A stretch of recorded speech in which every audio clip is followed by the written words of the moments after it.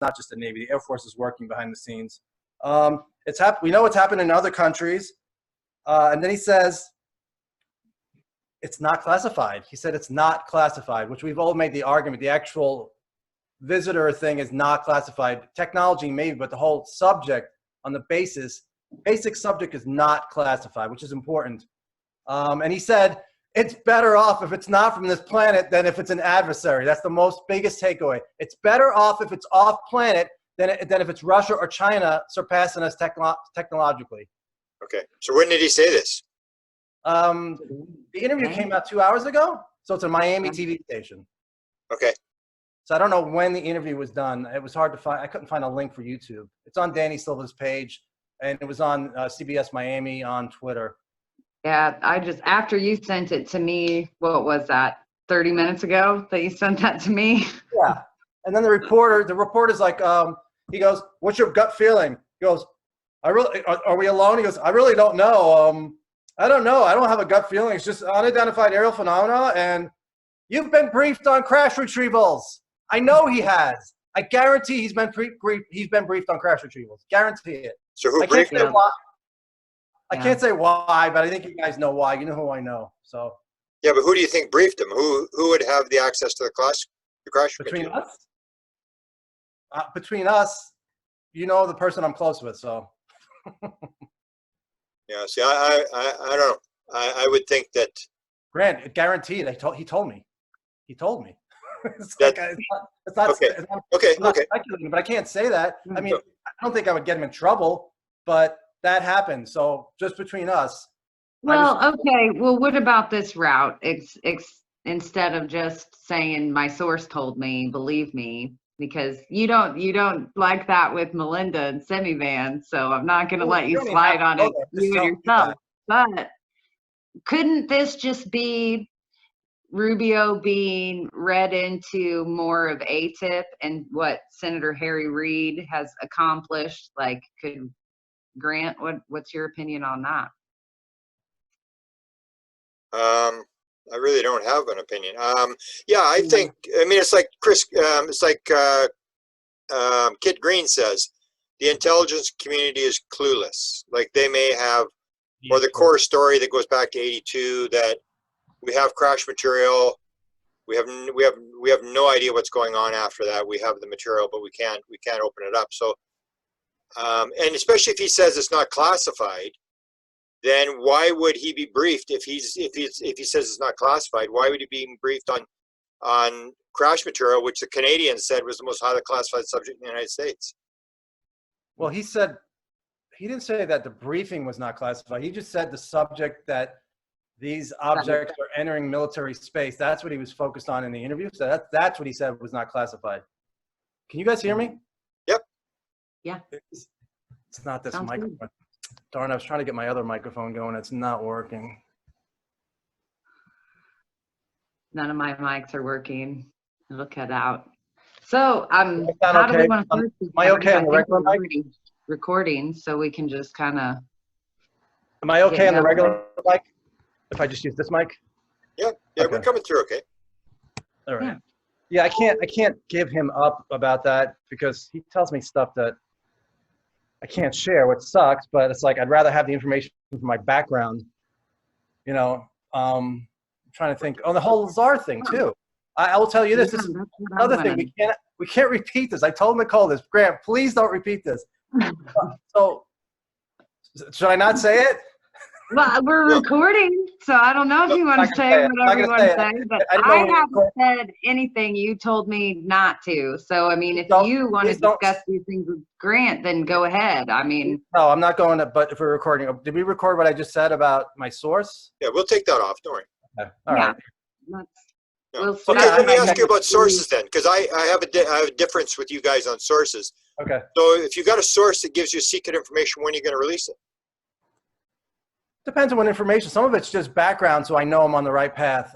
Some of it, like the New York Times stuff, I know it's coming, so that I can really. I've already said stuff. I'm like, so and so said it's coming out next week. I share that. I don't say who it is, and then they say, oh, there's something going on at the New York Times with editorial issues, which that article came out. Somebody resigned, so that has kind of slowed the article down. So to me, it's like, all right, gives them a little more time to maybe beef up that article. As far as that it was the New York Times, you know how we found out it was Michael Hall and the miscommunication with Blumenthal. Yeah. And then I met somebody else and like, yep, they're working on it, and it's supposed to be substantial. So that was the word I heard from a great source, and I'm like, I can't say who it is, but I'll tell you afterwards. But it's just like 6 different people saying the same thing, and then George Napa said it publicly. He's like, yeah, the Times is looking into it. Yeah. He said in my article, the blog, he said, I don't think it's going to be like a blockbuster crash retrieval. He thinks it might go metamaterials, but I think it's going to be more than metamaterials. I would be disappointed if it's just metamaterials, but that's me. Maybe I'm expecting too much. Well, here, I'll ask you what I asked Melinda in light of the panel discussion and all these other elements coming to light, like Rubio's, in the news and what we were just discussing. Do you think that this Times paper or the Post writing an article, do you think this is going to give us Roswell? I don't know. I hope so. I mean, I just bought a Philip Corso signed book. My friend is an authenticator for signatures. He said, looks good, so I bought it. It was not cheap. It was the only one on eBay. Only one on eBay, and I bought it. So I hope so, because I mean, I probably would sell it because I'm not a collector. If I can make some money just to pay the bills right now, because we're about to lose our federal unemployment, which would be pretty disastrous for us. But let me ask you a question. If the New York Times comes out and says, okay, crash material is real, where do you go from there? For me personally, I'm going to who's here. That's my focus. Who is it? What do they want? Because that's right away. If people start buying into we're being visited by something, they're going to say, well, who are they? What do they want? Exactly. That's exactly where I'll go. And it's speculation, of course, but one of the things I told Nicole I'm working on with Greer, and people hate Greer, but he said something in one of his, is this part of the show? We're doing this later. Keep going. Just go. We're just having a chat. Some stuff I will not say. You'll take it out. If you don't want us to use this, we won't use this for anything. And if just don't bring it up. Just don't bring up secret stuff. Then just don't. Well, yeah. So I'm working on a blog. I'm working on a blog I'm working on a blog that will deal with who they are, but it's not going to be definitive whatsoever. I mean, I talked to somebody tonight, and it's basically, we don't know. It's so confusing. There's so many different aspects to this. You think you have a grasp on it, and then it's like something happened, and it's like, all right, I don't have a grasp on it. I actually thought I figured it out a couple of times. I'm like, nope, not even close. It's so confusing. There's so many contradictions in so many different cases. And even in the Bledsoe case, even in my new friend that Nicole knows about, he had a healing, and it sounds like it's a positive experience, and this is angelic, but I'm like, I don't know if it's angelic. I don't know if it's positive. It could be something masquerading as positive. Everything can be that, because Valet thinks one theory is it's all one phenomenon. And if it is, then it's just masquerading as this, that. It's just all deception. So okay, but if you're using the word deception, so if you're going to use a negative connotation to the others, as they would call them, right, what's your evidence? Yeah, I don't. That's my speculation. So that's all I have right now.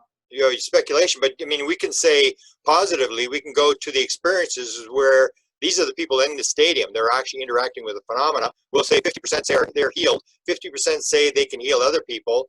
There's a lot of positive evidence. So I'm asking what kind of negative evidence, if we're going to go down with the negative version of the thing. Well, that's positive that they have healing. That doesn't mean the original energy is positive. That's here you go. Here's your gift. You can heal.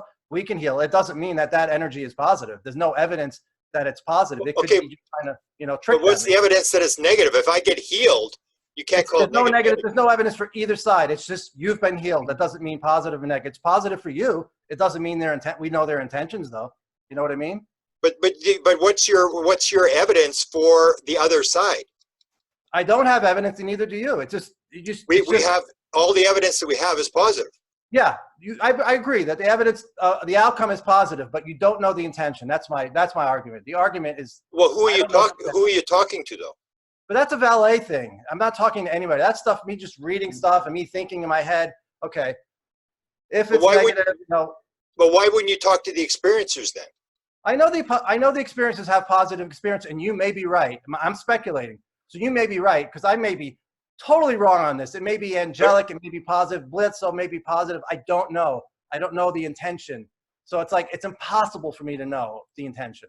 It's impossible for anybody to know the intention. And I know that's ridiculous. Like, well, it was healed and they're healing. I'm like, that is great. And I have a friend who was healed and he thinks it's an amazing experience. And I'm supposed to talk to the priest tomorrow, but it's like, I'm going to say, how do we know? I know it sounds insane. It's like, it healed me. How can it be negative? I'm like, I'm not saying it's negative. I'm saying we don't know the intention. Is it trying to make us think one thing when it's like doing something else? I don't know, you know? So it's my speculation. And what did I say back to you when we were kind of kicking this around in our conversation? I think how we kind of agreed to even leave it was that in every being, in every human being, we know that there is good and bad. So how could we say that another being could be all bad or all good? I mean, because we're superimposing our human selves onto whatever this is anyways. I mean, it could be an all-knowing benevolent thing that is just out to do good, but Right. then we all know that there's a balance of that.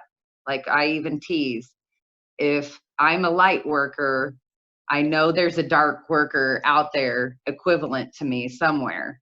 It's the balance, you know, it's that kind of thing. So, and just because something seems negative or scary or bad doesn't necessarily mean that that's what it is. It's how it's perceived, because it is all good. We wouldn't even know what good was if we didn't have a bad to compare it to.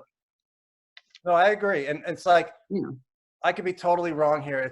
I'm obviously speculating, and there are days when I'm like, I'm thinking one thing, I'm just trying to figure it out. So I definitely throw out theories. There are days where I'm like, I think it's this way. And then the next day I'm like, you know what? And then I see Valet, he hasn't come to a conclusion. I'm like, does he really not have a conclusion? And I think the answer is yes. I think when he talks about it possibly being all one phenomenon, I'm like, is that really what he thinks? I think it is. I mean, whether it is or not, I mean, there are other theories. I've heard from people like, it's this group is here, this group is here, this group is here, this group supports us, this group wants to take over, this group is interdimensional. Most of them are interdimensional. It's like, some of them are ET. We don't know about that. It's like, okay.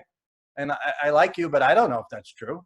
You know, how am I supposed to know if that's true or not? Well, that's why I'm asking you, where do you go? Because if we're going to evaluate good versus evil, we can show the good side. But if it's evil side, then I look at the definite evil, where we would say, okay, the American military dropped 2 atomic bombs and melted 100,000 people into the sidewalk. They firebombed Tokyo and basically started 80,000 people on fire, cremated 80,000 people alive.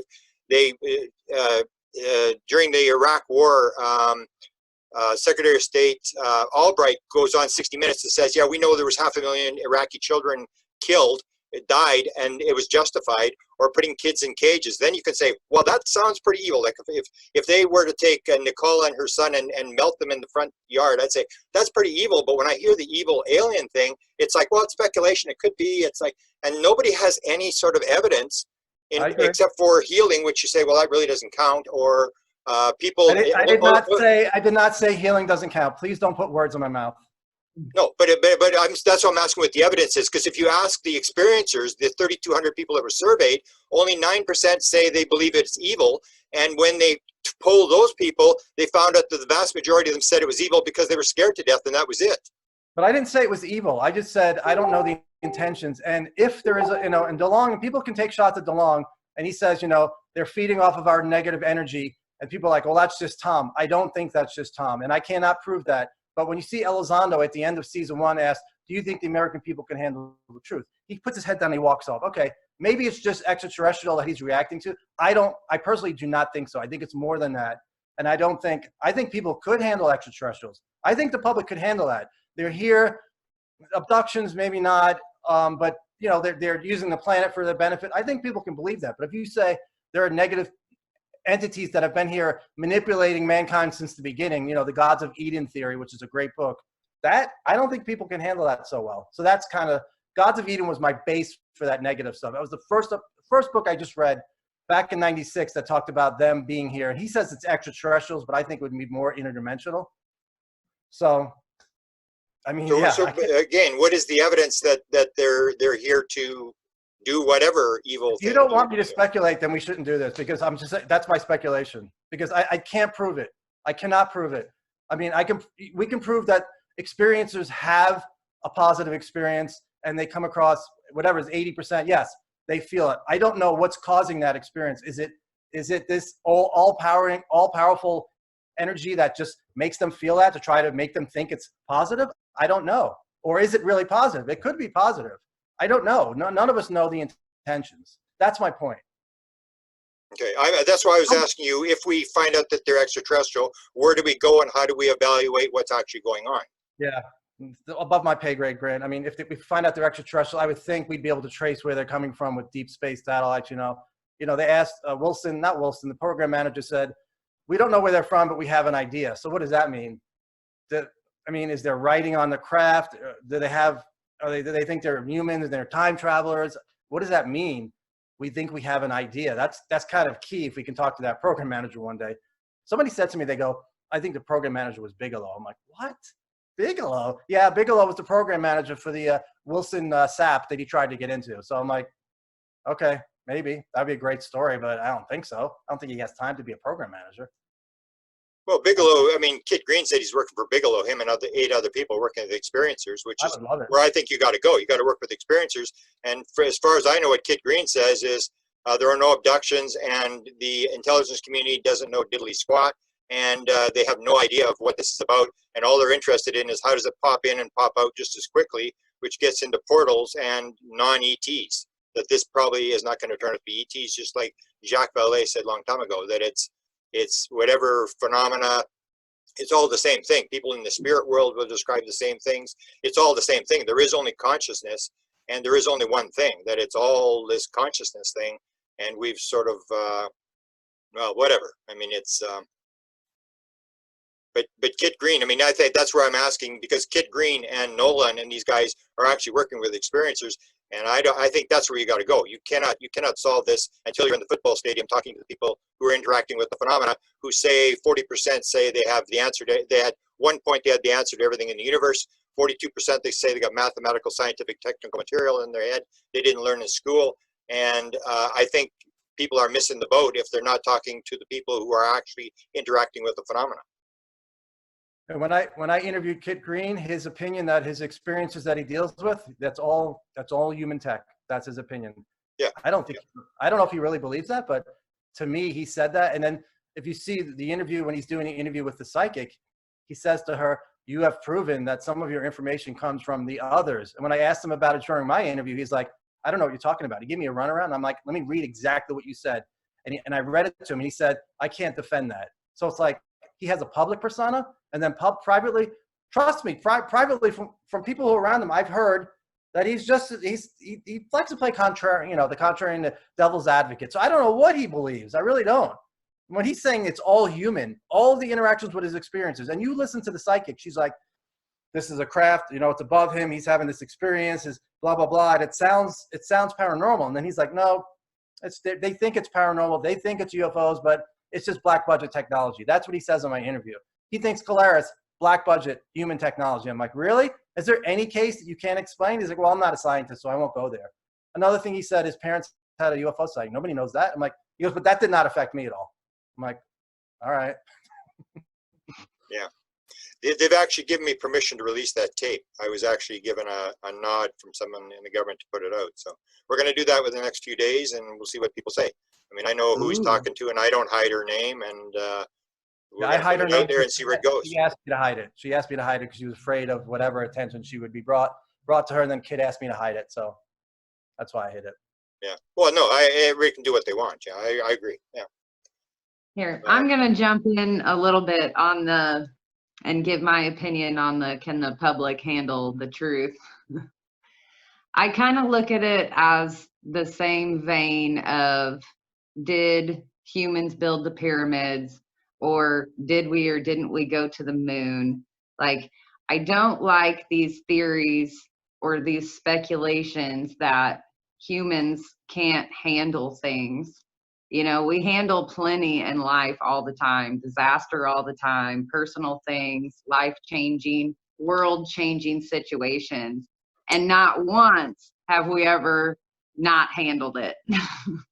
So I don't really understand why a disclosure of other beings would make a difference. I think people would still turn to their pockets of faith like they do in any other kind of life-changing event or world global changing event. And then I think it would all shake out. So I don't think it would be, oh no, we're all scared of the people eaters. Like, it's not that kind of scenario. And I just think that adds to the fear, and it takes away some empowerment from my fellow human beings, you know, especially us Americans. We like saying, or from the United States, we're like, we can handle anything, we can take on the world. So why couldn't we handle other beings? I think we could. Depends on what it is. If it turns out Kit Green is wrong and Jacques Gonsler, who said there were no abductions, also, he said that in the Wilson Davis, if there are no abductions, all right, and if they're extraterrestrials, I agree. But if they're extraterrestrials who abduct, right away, it's like, so they can abduct and we can't do anything about it. That's the first thing. And if it's interdimensional and they're here all the time and they could see us and we can't see them, George Knapp has brought that up. I'm not sure how people would react. Nicole, I don't want to see the world go to hell. I do not want to see, I'm already thinking, should I protect myself? You know, I'm starting to stock up, but that's more COVID related. COVID, you know, people just totally decimated the stores, and that was COVID. I don't know how they'll react here. Or should I buy some gold and silver? I'm thinking of that stuff just in case, because I don't know how people will react. I see people not wearing masks when it's like, you know, it makes no sense whatsoever. So I don't trust a percentage of the population to do the right thing. And that's not, I don't think that's arrogant. I mean, you know, not wearing a mask in a pandemic is just a basic thing for me. So I don't trust the reaction, and I don't know what the information is going to be. I mean, if they see crashed, if they actually bring out, I don't think we're going to see crashed discs when, you know, when the story breaks and the Senate Intelligence Committee comes out. But eventually I think we will. Hopefully they can give people who are in those programs immunity. I don't know how people are going to react. And if they, you know, if there's any evidence, if they have any technology, they can look into another dimension and they could see things and they can prove it. How will people react to that? And I hope you're right. I hope you're right. I don't want to see an overreaction. I don't. I can handle it because I know all the, I think I know most of the negative possibilities. I mean, I've thought of some of the most negative. I'm like, okay, not bothering me. I'm not freaking out. We're still here. We look into consciousness. We can meditate. We can get 8 billion people on this planet to meditate at the same time. Let's see how they react to that. If there are negative beings here, let's see how we can put our minds together. That kind of stuff excites me, you know, between remote viewing and healing. You know, Grant and I have the Bengtson class in common, and Bengtson's one of the most important researchers out there, and he's being ignored. So once again, even in the UFO community, if I bring up Bengtson and I say, look at all these studies, this is done with controls, they don't want to hear it. They don't want to hear it whatsoever. And it's better information and data than UFOs as far as evidence, but it's ignored. So it's like, it's frustrating. So I don't know if I do trust people to look at the evidence and make the right decision. I wrote an article one time many, many years ago called The 64 Reasons That Decided Not to Tell You the Truth. And I looked at all the potentials of disclosure. And we talked about, Stephen Greer used to talk about the stock market would melt down because people will realize oil is useless, and the people that the government had been lying, and people will be, and so what happens is they make the New York Times article, and what happens? Absolutely nothing. Nobody jumped off a bridge. Nobody jumped out a window. And I think the same thing's going to happen. I don't think people will really care one way or the other. In fact, when Trump says, oh, they told me some interesting things about Roswell, I would say the vast majority of people are going to do exactly the same thing they did with the New York Times article and say, yeah, I knew that already. The thing that's going to kill them is if this turns out to be a spiritual phenomenon, which I think is a good possibility. Then we've got some problems with the government has to try to get the message of what actually this phenomena is, because I don't think it's going to be what people think it is. It's going to be 1,000 times more complex, less physical. It's not going to have anything to do with capitalism. It's going to be totally opposed to capitalism and all these kind of things, which are going to be a hard sell that the government has to put, and that may be why they're keeping it secret. But in terms of the fact that they have crash material, I would think that the vast majority of people are just going to go, yeah, I knew that already. Big deal. I agree. The big question mark is the spiritual aspect, especially with religions. Although I think a lot of religious people will say, they're demons. So we knew that all the time. You should ignore that. And obviously it's And more see, complex than I that. think that's just such a Western civilization way of thinking. I don't think that's an Eastern I think view you're of right. the globe at all. And I think we do that to ourselves over here in Western civilization because we're fear mongers to that extent Fear self. with our, yeah. No, I agree. Yeah, when I went to Europe, it was just such a different. It was the best thing I ever did when I graduated college. I went to Europe, and it was such a different experience. And it's just different conversations I would have for people that I don't have here. Just everybody knew everything that was going on, politics, everything. I don't remember bringing. I actually did an interview with somebody from UFO Norway back in 2001, and it was great. And the government was open more. If they had a case, they would share the data with the UFO group, UFO Norge. So yeah, it was. That was 20 years ago. So how do you think this thing's going to unravel in the next couple of weeks or a month or whatever? Because we've had some delays. We had Green Street saying he was going to release it July the 1st, and then it was like, oh, there's something in the background, and it's like almost the same old thing. It's like it's happening tomorrow. It's happening tomorrow. So how do you see this thing unraveling? I agree. Green Street said, he would put up the Eric Davis thing after he fixed the editing. He never did. Meanwhile, I have the Eric Davis quote in my blog, the same exact thing. Davis says, yeah, the alleged Wilson memo or so-called Wilson memo came from Edgar Mitchell. So he says it on my blog, so I don't know why they took that out. And also now, how long has it been since the video was supposed to be up? A 6-minute video, and now it's not up. So part of me thinks like in 2017, I think they worked together just to have a nice punch with the Washington Post or Politico. They came right after New York Times. I think it was New York Times and Politico was right after. And the Washington Post, was the next day, maybe. So there might be some, like, with whoever's involved, say, we want to really make a big hit here. So can we hold off? You guys can have part of the story. I'm not sure if that's going on or not, but it's really weird. The New York Post is holding off their video. There's got to be something going on behind the scenes, either legally or, I don't know. And Stephen Greenstreet, I mentioned that. He made fun of it. He goes, yeah, I'm sorry, I couldn't get to this tweet in time. We were all meeting, all the major media. We were meeting together to figure out when to drop the story. I'm like, yeah, okay, that's funny. But 2017, somebody said that in 2017. I don't know if it was DeLonge. He said they were working together just so they can, have that most impact. And I don't know who it was. Maybe it was Mellon. It wasn't Knapp. I don't think it was Knapp. Somebody said that, though. And it makes sense. It's not some conspiracy. If you want to, different organizations realize how big this story is, and you want to put it out at the same time, it'll have maximum impact. And then Knapp is working on a story, and he's been promoting that today online. So that's going to be interesting. And I think I know what it is, but I am not going to say because I want to see George report it. But it's related. Joe, you just have to say it's a prediction. Yeah, my prediction. I think my prediction is right, but I'm not going to say what it is. I want to see him do the story. It seems like it's Lazar related. That's what I heard, yeah. So it's not a secret. I heard it too. You heard what? That it's going to be Lazar related. No, that's not a secret. Yeah, it's going to be Lazar / crash retrieval, but I think somebody popped it into my head, and I think it's right, but I'm not sure. I want George, let him do the story. Yeah. That should come out real soon. That should be like a couple of days, I think. Yeah. Right. So he deserves it. We've been talking these issues around these documents for a while, how this it gives credibility to Greer and everything that he said. And so, it's just natural that that this topic comes up with Lazar as well. We're not the only person talking about this. They're talking about it in groups across social media. It's like, is this now vindication for the craft that Lazar has talked about? Although you're going to have, the problem is you're going to have a crossover there that Eric Davis says absolutely for a fact Lazar is a total phony. So you're going to have these two camps clashing. I talked to him today. I talked to him on Messenger, and he's still very anti-Lazar. And I'm like, Eric, stop right now. Let me tell you what happened. Here's my theory. You can read it later because he had a long day. I'm like, just please be quiet for a second. He's like, okay.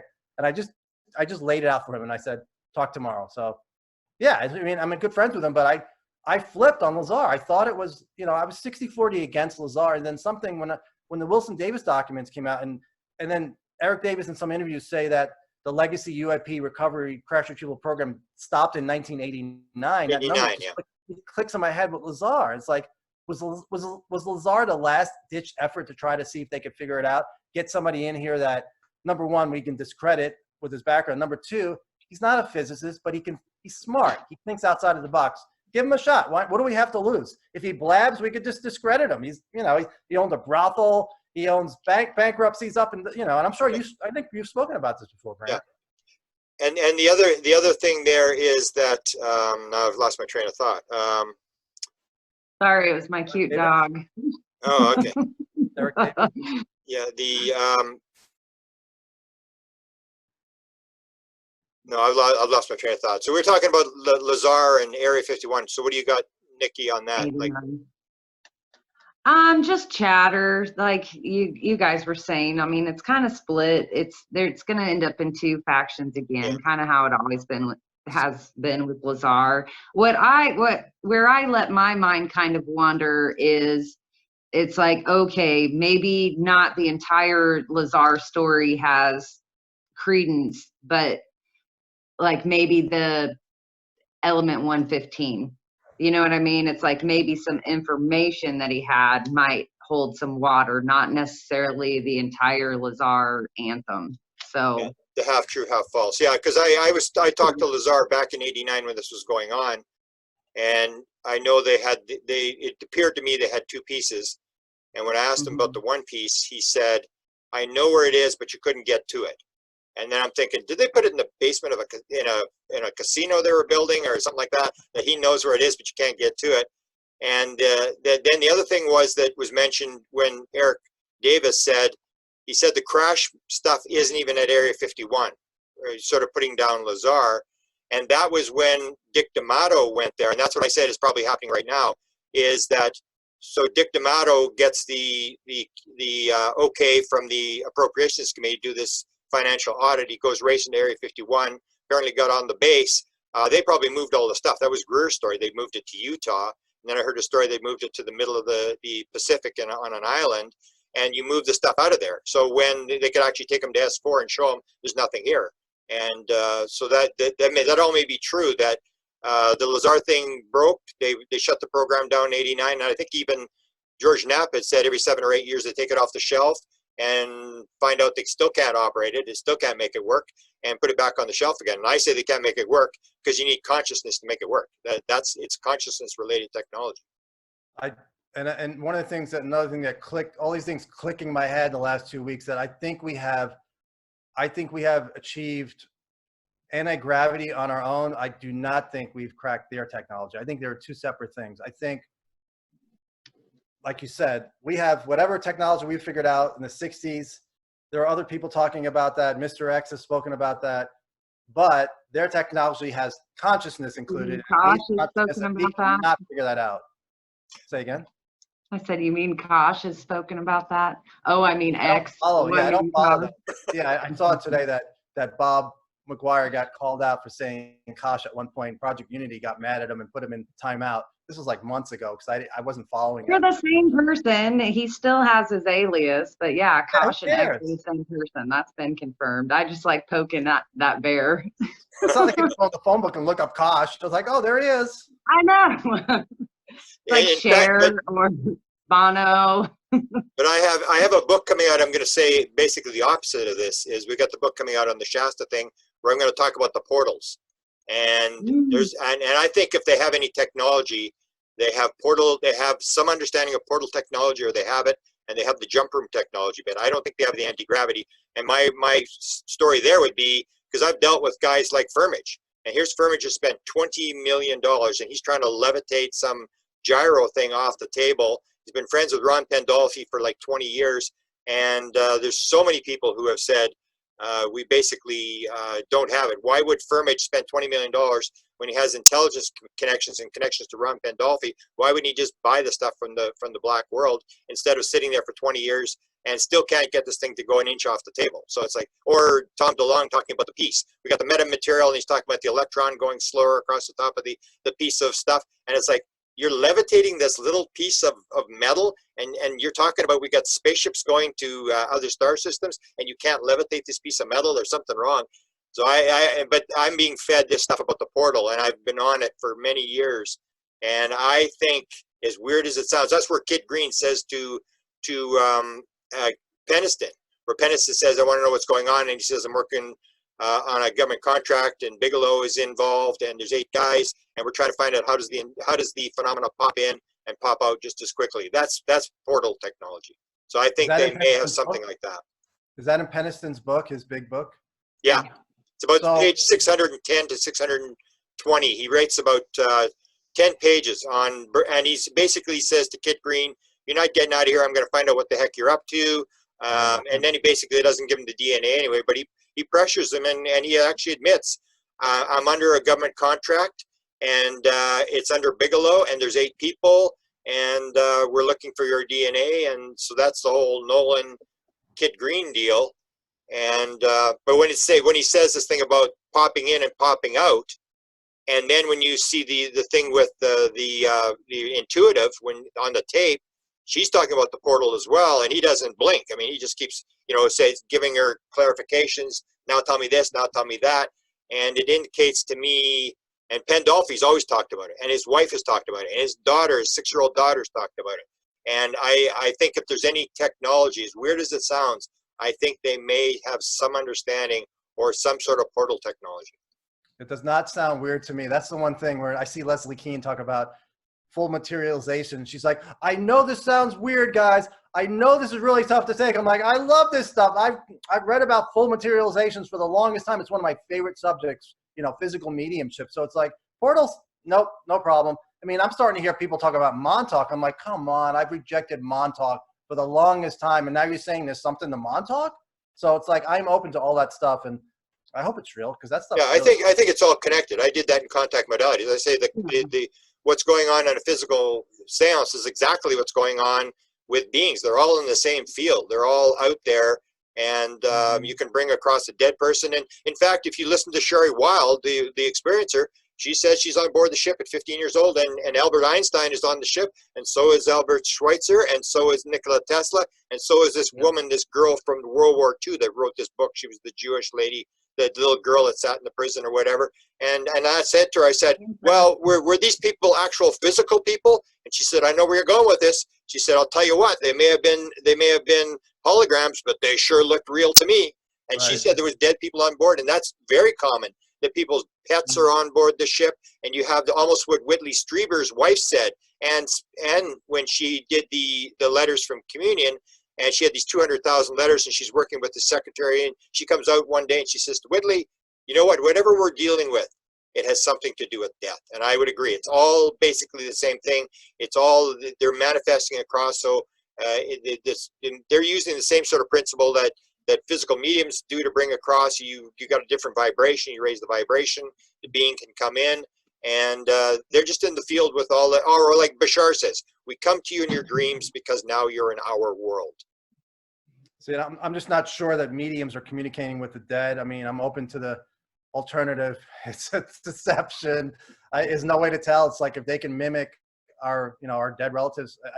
I love that stuff. I'm interested. I just don't know if I can trust exactly what they're claiming they are. But the other thing, back to do we have the technology? My first source for that is Will Miller. In my interview, he says we have this technology. In his letter to Eric Davis, he says we can put you and Hal in contact with these teams that deal with ARV. So Will Miller is, as Leslie Keane says he's a true insider. So Will Miller was my first source. He's open about it. If people read his interview on my site and read the letter in the Wilson Davis documents, page 2, he talks about ARVs. So he's a pretty good source. And I know people say, well, he's connected to Greer. I'm like, no, Miller's his own guy. Greer was, Greer came along later. Greer's connected to Miller. He is. Exactly. I think the only reservation I got about the ARV story, because I ran after that one for many years, it's the same as the Bob Lazar story, is what did they actually see? They were in a hangar at Norton Air Force Base, and they saw an object levitated a couple of feet off the ground. They didn't see anything flying, the same as Bob Lazar. What did Bob Lazar see? He saw a craft rise a couple of feet off the ground and sit back down on the ground. That's all he saw in terms of the stuff. And then you always got to look at, were they trying to get him to put something out? Because why did they tell him when the test was? I mean, he didn't have any need to know. He was only on the base about 6 times. Why would they tell him when the test was? Because they knew he was going to take John Lear there. And they wanted him to, they were giving him impressions of what they wanted to see. But in terms of these two, whether it was the ARV or the Lazar thing, nobody really saw it fly. They just saw it hovering a couple of feet off the ground which I think you could make it do that without actually having the technology. Yeah, I am not positive about ARVs, but one of the things in he goes through a list when he's interviewing Greer on that YouTube interview in 2013. He says Will Miller says I was at Area 51, and a friend of mine who was a pilot came up to me, and it was the last day, either Will Miller's last day or the pilot's last day, and he said, "Hey Will, you know those objects you see making these crazy 90-degree turns, and you think they're extraterrestrials?" He goes, "Yeah." He goes, "Well, they're not." And the guy just walks away. And I go to Will, I go, do you think he was serious? He goes, he was not laughing. He was not laughing. And that's not evidence that we have it, but that's one story. He gives a couple other stories. One was a History Channel show, which I'm like, okay, that's not really good. They said the next rendition of helicopters would be anti-gravity. It was a late night History Channel program that aired once. I'm like, okay, not that great. And then there's another one.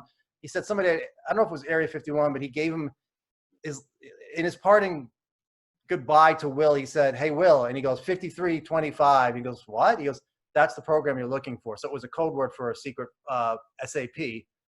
Whether or not that was black budget or if it was UFO related, ET, I don't know. But that's one source. There are other people.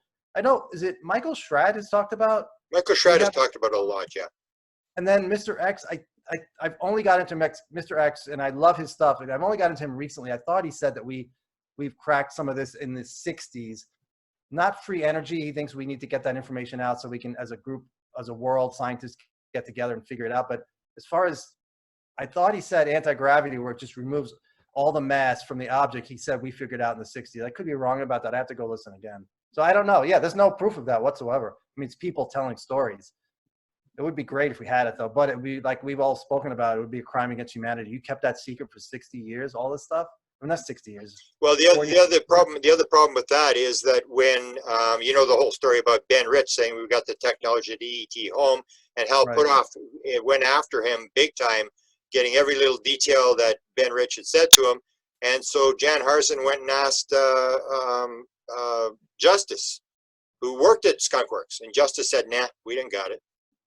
And so that's up in the air. That whole thing about whether we've got the technology or not. Why would Justice say we don't have it?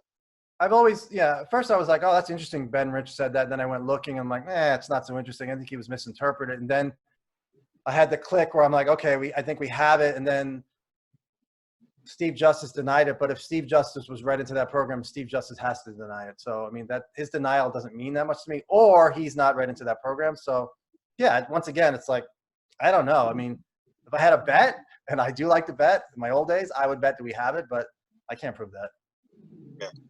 Yeah, it's pretty much up in the air, and we'll see where it goes. So you figure the New York Times thing will drop, because we've heard about this New York Times thing for months now.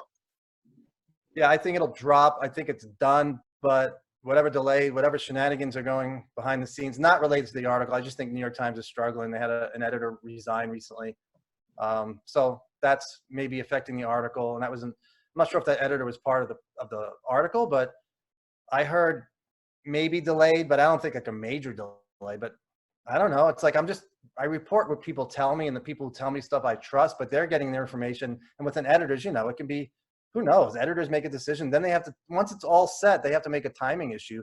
You have to battle COVID. You have to battle Trump. Try to get some, you want to make an oomph, a pump into the media, but it's hard right now because there's always a big story with COVID and Trump. But right now people are home. I think right now is a great time. A lot of people are home, and I think more and more people will go home because I think lockdowns are coming again. So it might be a great time. Just I don't think there'll ever be a perfect time. So it's a perfect time to go outside and watch the sky and do some happy dances and meditate a little bit and see what happens. That's what I say. But hey, you guys, before we get too far away from our portal conversation, I just wanted to maybe ask a clarifying question with the train of thought here, because we said if there is craft, they don't know how to use it because they're missing this consciousness connectedness element. Grant, are you believing that these portals are operated the same way, that it's like a conscious thing that opens a portal, or do you think this is a technological thing, like maybe spun off from like the Hadrian super colliders or that kind of technology? Well, I'm not sure. I always hear people say they got a portal in their backyard or in their house or all this kind of stuff. What I'm familiar with that I keep hearing about is this thing about in the desert. If you're familiar with the only time Ron Pandolfi was ever caught on tape, and he was very angry when he found out I had this tape. He put on YouTube, and so I grabbed it, and he basically says on that tape, his wife says to him, and the wife is the one that's more into the portal thing. It's where she came from, that she comes from the other side and all this kind of stuff. And she said to him, "What do you say, Footman?" And that's his sort of his code name. "What do you say, Footman?" And he said, "People have always wondered what it's like to go into the next world. The next time John here," and this John Sillison guy sitting beside him, "next time John goes to the desert, a couple of us here will go into the next world and come back again." And I've always heard about this thing. Dan Smith supposedly got 3 offers to go to this portal in the desert. I don't know if this means Area 51 or whatever. And I just kept hearing the story, and I talked to people close to it. And I said, yeah, I'm getting tired of this story. I don't know if I believe this. And I heard the story about the actuator. So it's not just like a portal like people talk about, you know, it forms in your yard, where that there's actually Like actuators. the cat portal. This What's isn't that? like the cat portals. It's not like the cat portals. Yeah. portals. Well, now we've got 3 cat portals. That's the weird story. I We have know, I know. the 3 cat portal stories now. And one is Linda Howe. And I mean, we've got it on tape when Linda Howe tells a And story. the other one is Tress. Like, you can't deny Tress's experience. Yeah, so but it seemed like they've actually got something physical, that they've actually got it. And a friend of mine was offered, you know, to go through. Can I call it a Stargate? I'm going to call it a Stargate. Yeah, I don't know. I just think there's something to it, because I said to my friend, I said, should I hang around? I'm getting out of here. This is, this give me a headache. And do you think I should leave? And he said, no, you might want to stick around.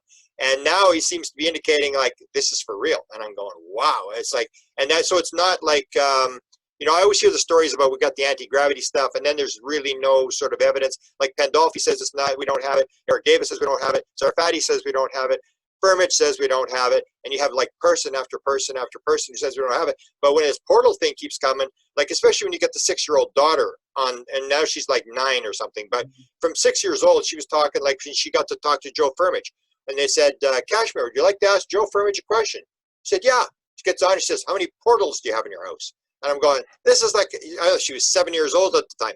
I mean, a 7-year-old kid is not going to talk about portals unless the parents are talking to them about portals. And I'm going, there's got to be something to the story. There's something going on here. And that's the key. That's what Kid Green talks about in this tape. And that's the critical thing. The popping in and the popping out is they're not flying through physical space. They're probably not ETs. They're interdimensionals. They're coming out of this field, and they're popping in and they pop back out again. Right. Well, hey, I'll throw this into our portal discussion as well. It kind of clicked with me when you talked about Peniston and Kit Green's back and forth. There is some other hard-hitting physicists out there and astronomers, and I'm Rendlesham clicked it for me with the movie Interstellar. They used a lot of kind of indicators from Peniston's story telling this, you know, space anthology. But the scientists they brought in to work on that movie, his background is all in black holes and traveling through black holes. And the way he describes the possibility of using black holes to travel interdimensionally makes black holes sound like portals to me. So I didn't know if you guys had come across Kip Thorne's work.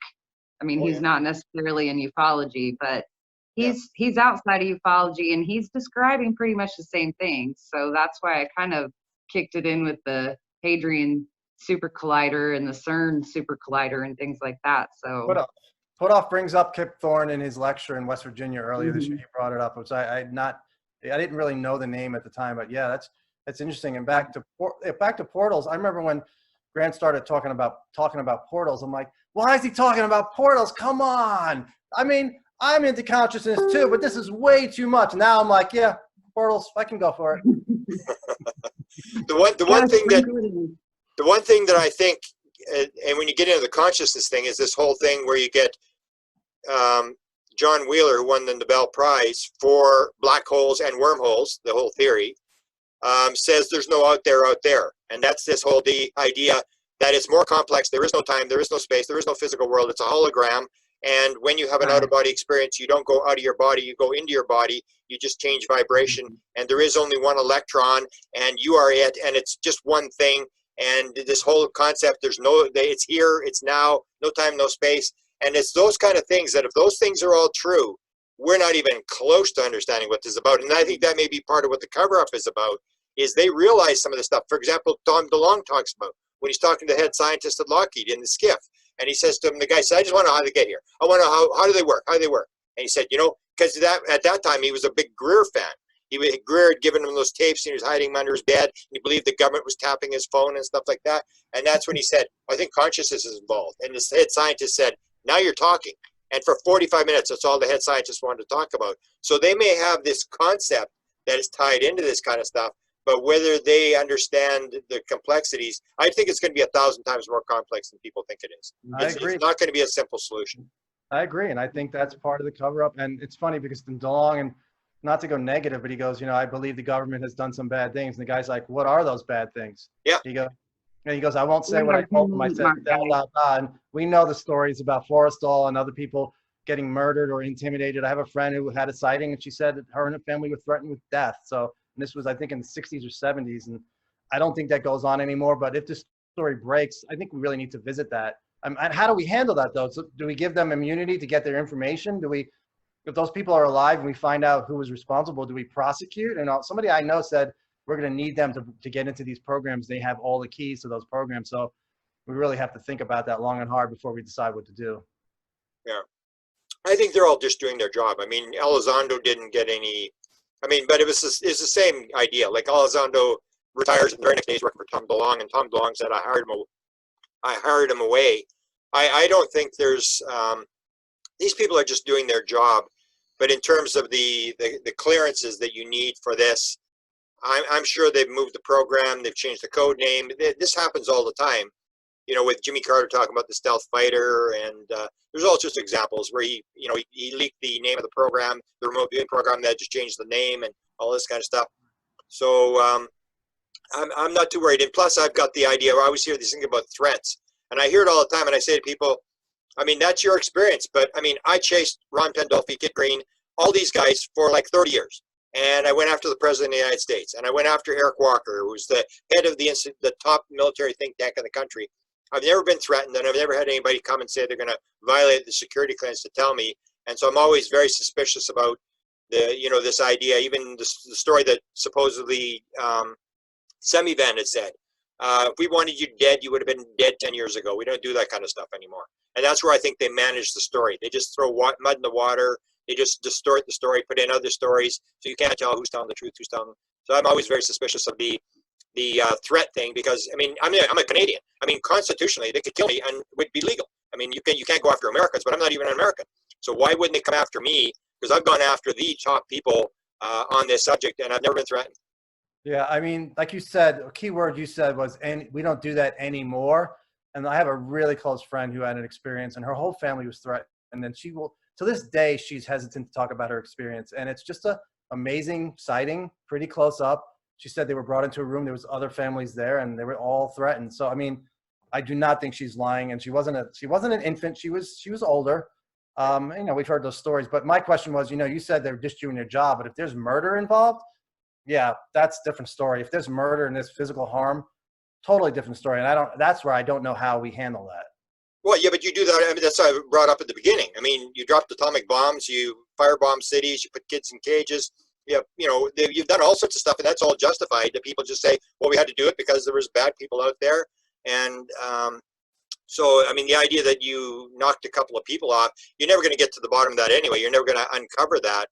It'll just sort of go under the thing. But people can justify anything. I mean, I don't know how you justify putting a kid in a cage. I mean, it's like, but people do it. They just salute and say, yes, sir.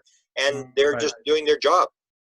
I just think it's a little different when but we're talking about dropping the bomb. That's on the enemy. If this was done on Americans, by Americans, yeah, I know that. Yeah, I'm saying people can justify it. They're enemies. So, but now the Japanese are good guys. They're good guys. Before they were enemies, and they were the bad guys, and then it was the Vietnamese, and then it was the Iraqis, and then it was the Afghanistan, and we just changed the thing. But people still salute and go ahead and do whatever they're told to do. That's what they said to the guy who put the people in the gas chambers in World War II. How could you do such a thing? He said it was the easiest thing in the world. I just did my job. Yeah, Right. it's terrible. And honestly, Grant, I'm glad you just brought up the gas chamber effect of this, because honestly, it could go that way. If this causes such an upheaval that these entities have been operating, not just in ufology, this would leak into our entire government system. If that's that corrupt, then one of the after effects will be holding these people accountable for their actions or their unconstitutional, how did they put it in the panel, the illegal legality factors of it. And then when those things start getting light shown on them, that's when the pardons come in. That's when immunity factors, come into play as well. But okay, but on ATIP, we already have that on ATIP. They admitted right. we lied. We scammed the American people, and what happened? Absolutely nothing. Nobody did a thing. They did. In fact, the guy became a hero. He was the guy that hid it from the American people. And in the Obama administration, they had the big thing from Steve Bassett with you got the 25,000 petition signatures, and they said absolutely we do not have anything. And there's no threat to national security and all this kind of stuff. And they were lying through their teeth. And yet when they released it in the New York Times, everybody just went, oh, okay, I knew that. And nothing, absolutely nothing happened. Nobody walked the plank or anything. But I think eventually humanity will draw, I think Americans will draw a line between lying about a program and people being killed. And violence, anybody who was threatened. I think that's going to, I don't think people are just going to say, oh, well, they were just doing their jobs. But I could be wrong. I just think that's something that's one of the first things that comes to my mind if that stuff went happen. I think that's how it'll be spun. I think that's how it'll stay spun. Yeah. They were doing their jobs, and Doty supposedly did whatever he did with Benowitz, and they bring that up and he was just doing his job. But that is different than what we're talking about. Murder, murdering Americans to keep a secret. Yeah, we would have destroyed the world, so we had to get rid of them. I understand they're going to justify it. I just don't know how people are going to react. I'm very curious to see how Americans react to that. I think it'll be hard to prove. I can't even think of anybody that's going to make the claim that somebody was killed by them. I can see maybe they're threatened, but they do that. Knapp talked about that, and he was really upset because his phone was tapped, and they just went in. The woman who was the steno, that when they were moving the stuff from Area 51 to Area 50. From Wright-Patterson to Area 51, and they said to her, we know you visit your daughter in LA, we'd hate to have something happen in the desert. And he had 6 people threatened, but they all were told, you have security clearances, and they did it indirectly, just parked a car in front of the house and stuff like that. And again, nothing happened to those guys. It was just basically, they were leaking material at Area 51, and they had to slow the story down, and they went to these people and put pressure on them, but nobody paid any price for that. Knapp knows all that stuff that was going on, people were threatened, and nobody seems to really care. And those stories that you just told, those are the stories. When I was being skeptical of Lazar, I said, you know what? I may be skeptical of Lazar and some of the stuff in his background, but then you hear all these other people talking about similar stuff that's going on at Area 51. That's what always kept me interested. So I'm like, I don't think all of those people are lying. I think those people were intimidated. And then Lazar talks about getting shot. Guys, that time. They shot at him, and for a while I was like, I kept denying everything. I'm like, well, he passed the lie detector. I'm like, oh, people could pass the lie detector. I was justifying it in my head because I don't know why I didn't want, and I was 60-40 against. I wasn't totally against. I flew out to LA for the premiere. My ex-wife and I, we went out there. It was great. I had a lot of fun. I met some people. I saw Melinda Leslie at first time since maybe 2005. And I saw her for the first time. And so, yeah, I'm definitely was open, and I loved the documentary, but I was like, I don't know. And I kept looking at some of the work of Tom Hood on the otherhand.com or .org website. And then just recently when the documents came out, Wilson Davis, that's what really did it for me. I'm like, this sounds just like Lazar, what he's talking about. And I know for some other people, it wasn't new information, but for me, it was new. So the SAP and just exactly what Wilson was saying, I do think Wilson was telling the truth in those documents. People say, you don't know what he said in those documents is real. I'm like, no, I don't know what he said is real, but I do on a gut level think that's what we had. They could have lied to him about some specifics, the program manager, but I think there's a program like that. I do think we have an intact craft, at least one. And Will Miller says we have at least one, and around the world they have pieces or large pieces, but that was my interview that I did with him, which I lucked out in getting that interview. We can talk about that too. Yeah, well, it's good. It's good that you're doing that kind of stuff. Is sort of putting it on the record, and then when it all unravels, then you write the history of it. But we have to, you know, get the people. At least we know who the people are. Because for many years, I've talked about Hal Puthoff, and I worked with Eric Davis back in the turn of the century, and all these people. I mean, I was the original, put the original name of the Avery out, and nobody took them seriously. At least now we're at the point where people realize not only is there a cover up, but there's a bunch of people who are in the program who know what happened. That there are these guys like Hal Puthoff and Eric Davis and people like that who know an awful lot more than you and I, and people are at least listening to them and what they're saying. That's what I just say. Whatever you think about all this kind of stuff, just listen to everything they say and record it, because it's going to be significant. And you mentioned I just mentioned one thing, and then I think Nikki wants to say something. As to the Lazar thing, I think a lot of it was set up stuff. So I always say, I mean, if they wanted to kill him, they wouldn't have shot the car. I mean, you're dead in 29 minutes. They're not going to miss. They're going to shoot you. They wanted him to think he was getting killed. Same as when they came to him with the gun, and they wanted him to take that $500 deposit on this little gun, and he owns an Uzi. And they go, so like, what am I going to do with this stupid little pea shooter? I'm not paying no $500 deposit for this stupid thing. And they said, oh, the Russians they could kidnap you. That the Russians were in the program, and they're just making this stuff up. It's like, oh, they could kidnap you, and you need a gun. And he said, I've got my own Uzi. And then they go into his car, they take the Uzi out, and they put it on the front seat of the car and unlock his car and that kind of stuff. So they're playing with his mind. They want him to think he's going to be killed, because if you run around saying you're going to get killed, well, then everybody thinks, you're kind of crazy. And they're just throwing mud in the water. They're making the story so distorted that you can't figure out, is it true, is it not true, or whatever. I think majority of people are just basically telling you the truth of what happened to them. I have very, very little doubt that I very rarely would think that somebody is totally making stuff up, because when you start looking, especially at the experiencers, you start looking at, and they have very distinct patterns. They're all like the people who fly the ship. I've got 50 of them. It's like they're reading off a cue card. I know exactly what they're going to say, exactly how it's done. And I think people just tell the truth, and we've got to listen to the people, and we've got to listen to the guys like Eric Davis and Puthoff and stuff like that very carefully, and do what Giuliano does. I mean, this is a guy, I call him UFO Google. I mean, this is a guy who has you can say to him, oh, what about Edgar Mitchell? Like I was looking at the thing with the abductions. What did Edgar Mitchell say about abductions? So I go to Giuliano, and he sends me the interview within a couple of days. Here's the interview. This is what he says. And that's when he says, no, I don't believe it's aliens doing it.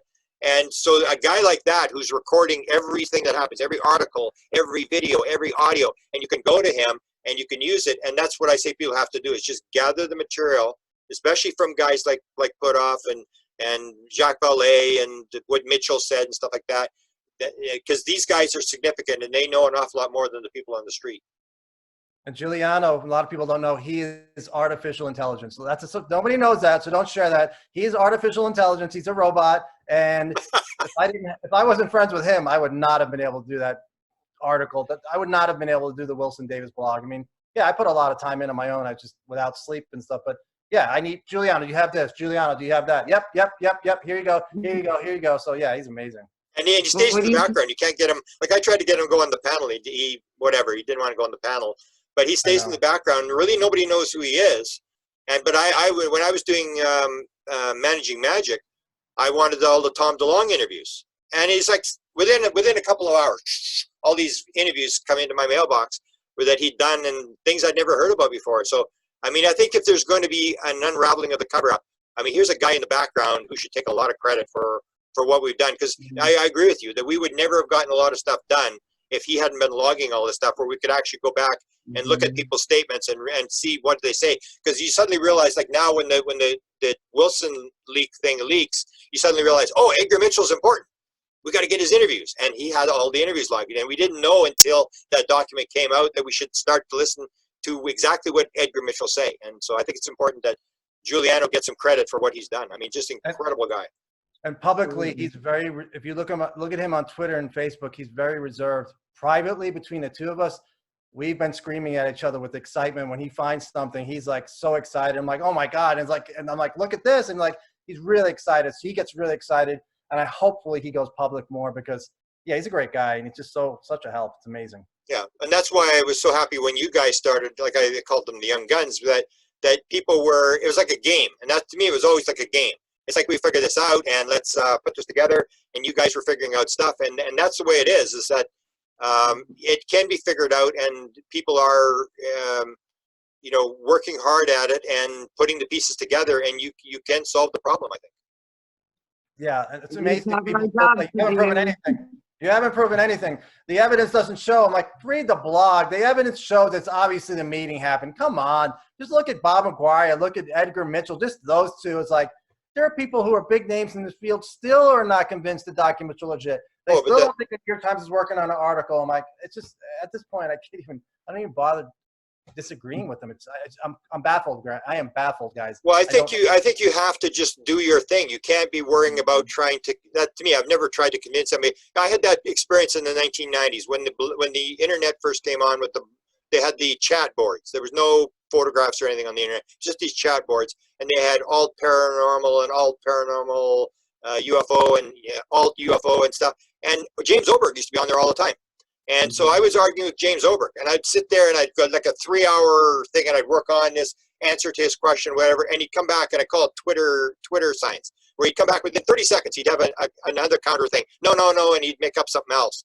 And then I'd spend hours and counter that, and then he'd come back within 30 seconds, and he'd have another little, 133 characters or whatever. And in the end, I argued with him for years, and then suddenly I realized, like, this was a total waste of time. I'm never going to convince this guy of anything. So then I just went after him because he was involved in the whole story with Marcia Smith doing the study for President Carter. And then I knew he had talked to her about it. And I said, what did Marcia Smith tell you? And he wouldn't tell me. And then I said, James, you work for NASA. Do you actually work? Because you could put on any time of the day, middle of the night, middle of the evening, during the day, and he would answer within 30 seconds. I'd say, do you not work? I thought you had a job. Like, and then he would stop, and he would stop arguing. And I figured, like, it's a total waste of time to try to convince people because they just come up like a Twitter science. They don't have to hear the what you read. They don't have to read anything. They don't have to read books. They don't have to look at photographs. They just, in the top of their head, it comes into their head, and they put it out. And they'll just put out another thing. They won't read your stuff. Even like Stanton said, don't bother me with the evidence. My mind is already made out. So I think those skeptics will always be there. But you and I have to just do what we got to do. That you're going to figure it out. And eventually there's going to be enough people who are going to like watch the New York Times and say, oh, these guys were right all along. And I've been saying, we've been right all along. Everything that people have been saying for 30 years is right. We're just getting validation now with the fact that we weren't crazy. Yeah. And I was going to say about, oh yeah. So that's great advice for me. I need to listen to your advice. And I got the same advice from Eric today. Eric Davies is like, just do your thing. Don't worry about them. It's not worth it.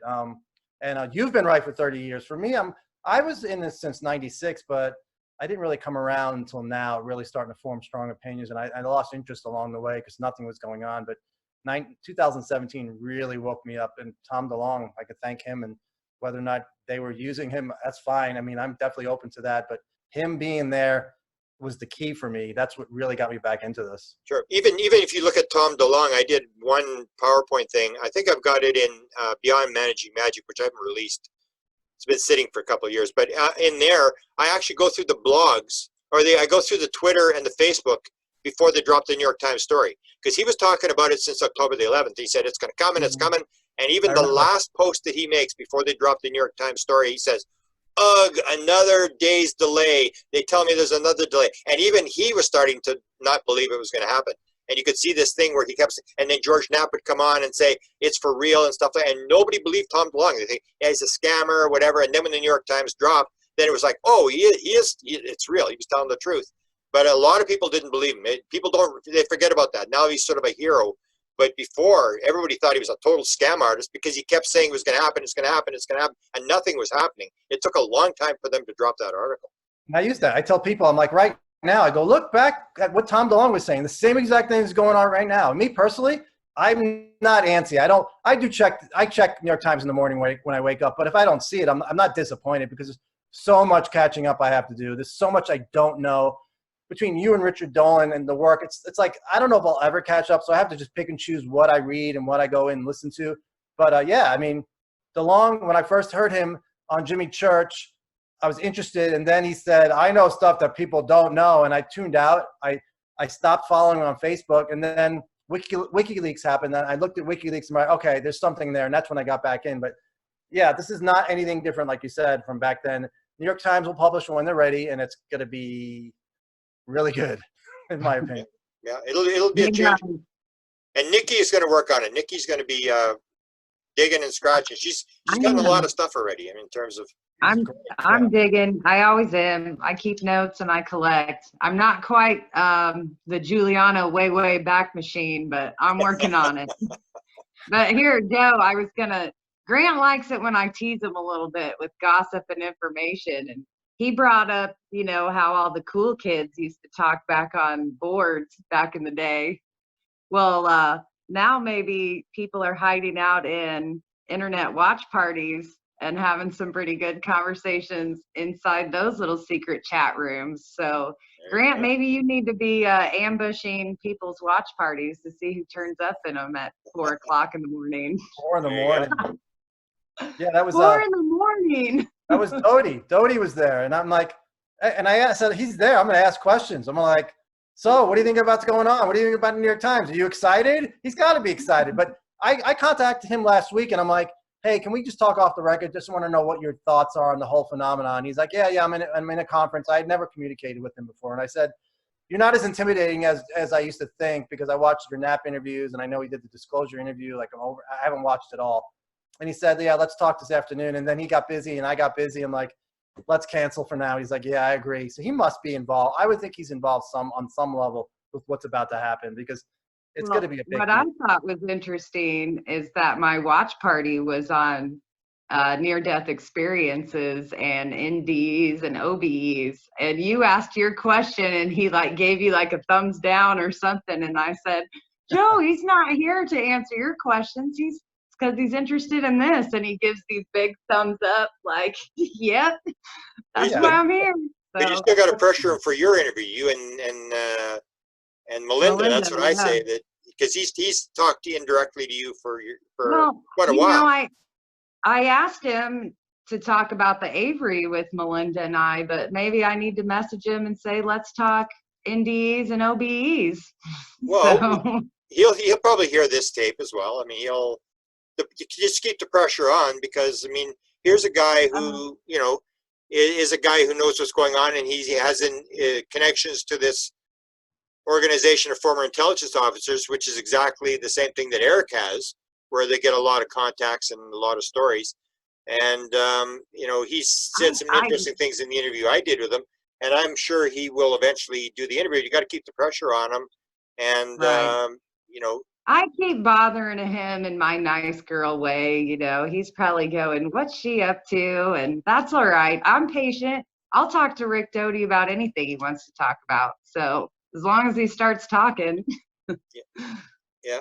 And that's a key thing. The other guy I think I talked to Joe about was Robert Collins. And there's still a few people. There's people like Gary Beckham that most people don't really know. There's a couple of key players that have always been involved in this that people haven't sort of discovered yet. But that's true. And on that note, gentlemen, I think we are actually over time. So if we want to wrap it up, I think this is a good spot to wrap it up.